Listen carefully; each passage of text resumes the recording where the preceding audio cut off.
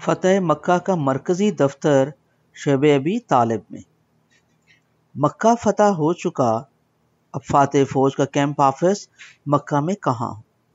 کچھ نے مشورہ دیا آقا صلی اللہ علیہ وآلہ وسلم آپ کا آبائی گھر، کچھ نے کہا خدا کے گھر کا صحن، مگر آقا صلی اللہ علیہ وآلہ وسلم کو تو کچھ اور یادیں یاد آ رہی ہوں گی۔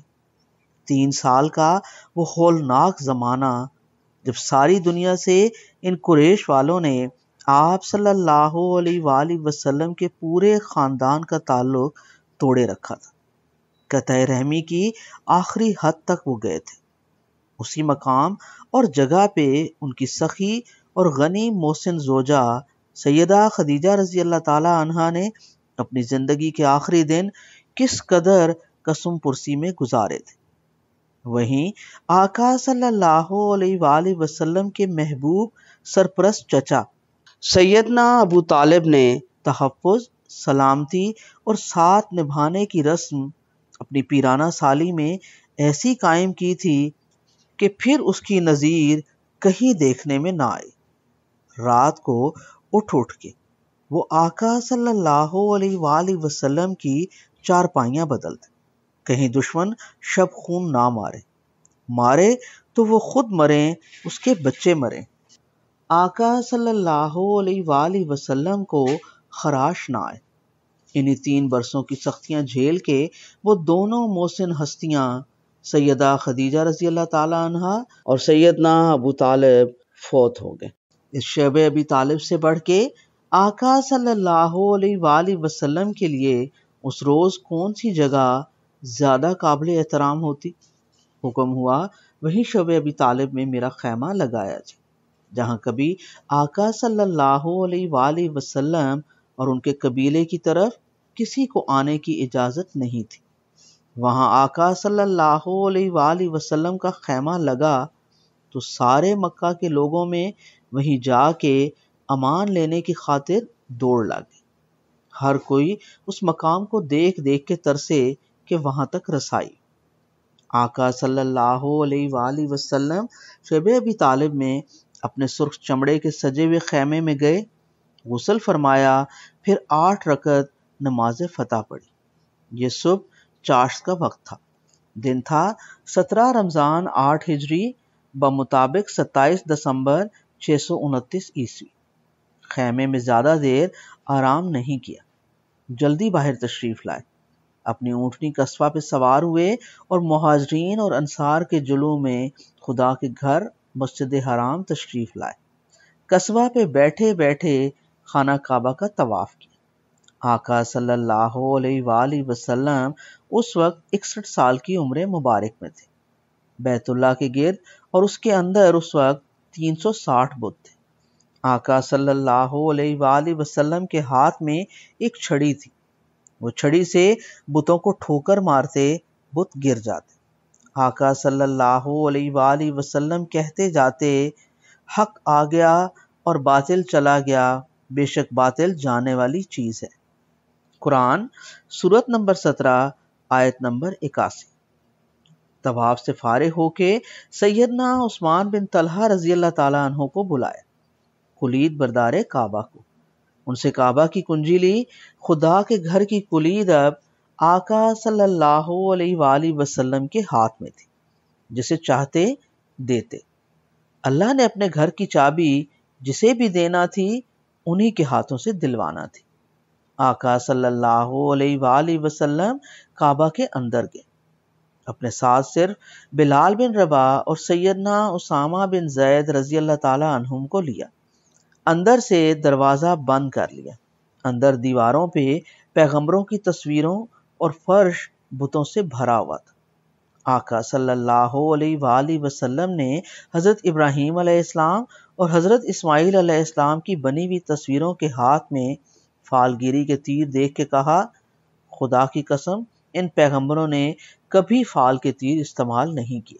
بیت اللہ کی اندرونی دیوار پہ سیدہ مریم علیہ السلام اور ابن مریم سیدنا عیسیٰ علیہ السلام کی تصاویر بھی بنی ہوئی تھی۔ ایک کتاب میں پڑھا کہ آقا صلی اللہ علیہ وآلہ وسلم نے انہیں محبت سے دیکھا اور فرمایا انہیں نہ چھیڑنا۔ بیت اللہ کے اندر ایک لکڑی کی کبوتری کا بھی بت تھا جسے پوجا جاتا تھا۔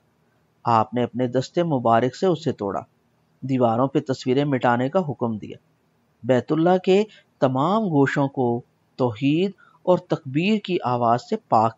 ہبل کے ہیبت ناک بت کو آقا صلی اللہ علیہ وآلہ وسلم کی چھڑی چھوئی تو وہ اوندھا گر گیا۔ فارغ ہو کے اللہ کے گھر کو اندر سے پاک کر کے اپنے دونوں ہاتھوں کو پھیلا کے خدا کا شکر کرتے ہوئے دروازہ کھولا، خدا کے گھر کا، ہزار ہا دیکھتی آنکھوں کے سامنے۔ پہلی بار بتوں سے پاک بیت اللہ کا دروازہ کھلتا ہے، اللہ کے گھر کے اندر سے۔ آقا صلی اللہ علیہ وآلہ وسلم مسکراتے ہوئے نکلتے ہیں۔ آقا صلی اللہ علیہ وآلہ وسلم نے دیکھا صحن کعبہ لوگوں سے کھچا کھچ بھرا ہوا ہے، سب منتظر۔ مکے کے تمام قیدی مکینوں کے لیے زبان رسالت صلی اللہ علیہ وآلہ وسلم سے کیا حکم ملتا ہے؟ وقتی امان تو مل گئی، اب ان دشمنوں اور مجرموں کی سزا کیا ہوگی سب سہمے ہوئے سامنے کھڑے تھے۔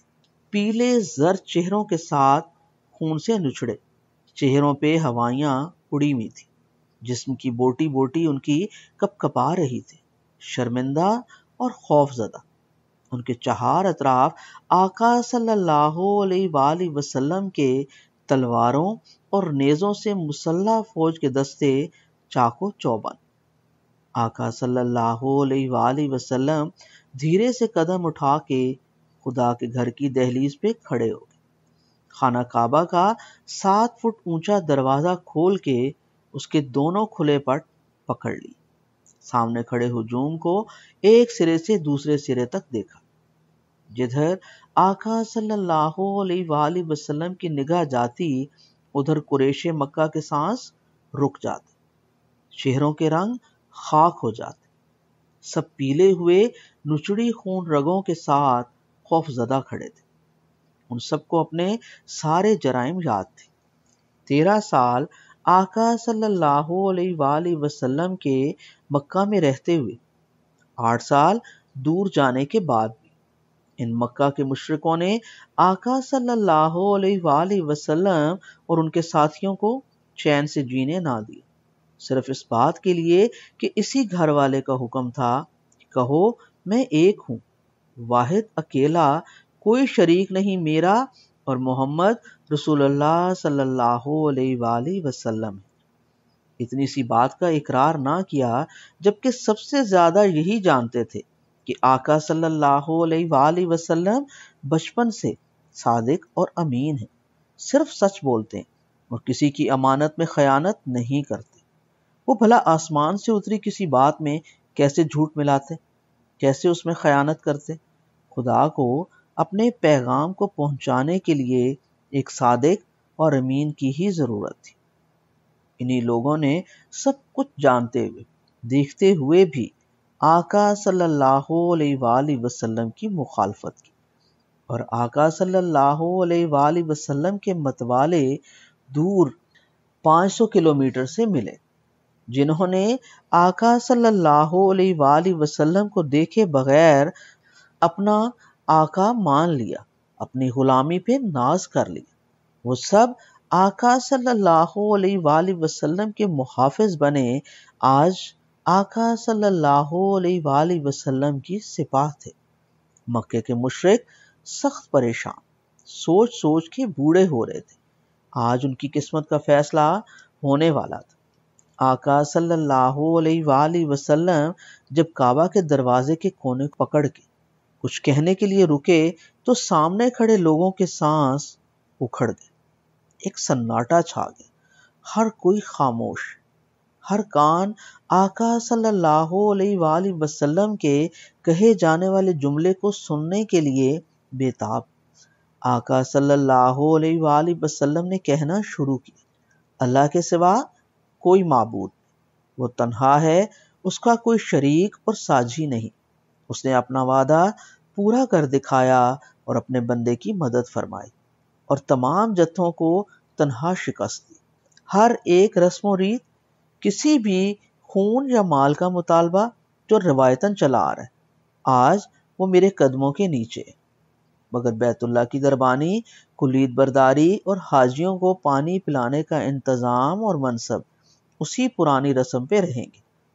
یہ بھی سن لو، کوئی شخص غلطی سے مارا جائے یا کوڑے یا لاٹھی کی ضرب سے کوئی مر جائے، جس کو شبہ عمد کہا جاتا ہے، اس میں دیت مغلظ ہوگی، یعنی 100 اونٹ جن میں 40 حاملہ اونٹنیاں ہوں گی۔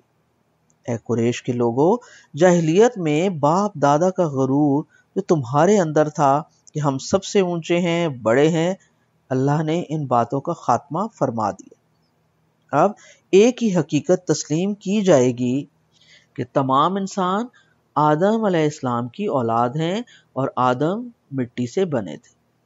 حق تعالیٰ کا ارشاد ہے، اے لوگو، ہم نے تمہیں ایک مرد اور ایک عورت سے پیدا کیا اور تمہیں قوموں اور قبیلوں میں تقسیم کیا تاکہ تم ایک دوسرے کو پہچان سکو۔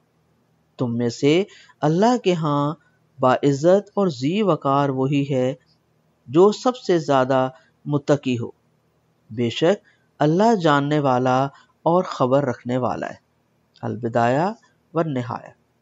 خطبہ ختم کر کے آقا صلی اللہ علیہ وآلہ وسلم نے مجمع پہ نظر ڈالی، ایک طرف سے دوسری طرف سر گھما کے دیکھا۔ خدا کے گھر کے صحن میں کھڑے سارے قریشیوں کا اندر لیا سانس کچھ لمحے باہر نہ آیا۔ وہ سب محصور تھے، قیدیوں کی طرح اپنے چاروں طرف کھڑے ننگی تلواروں والے لشکر جرار کو کن اکھیوں سے دیکھ رہے تھے جن کے وہ قیدی تھے۔ وہ اپنے ہر جرم سے آگاہ تھے، ڈرتے کیوں نہ، وہ فیصلے کی گھڑی تھی۔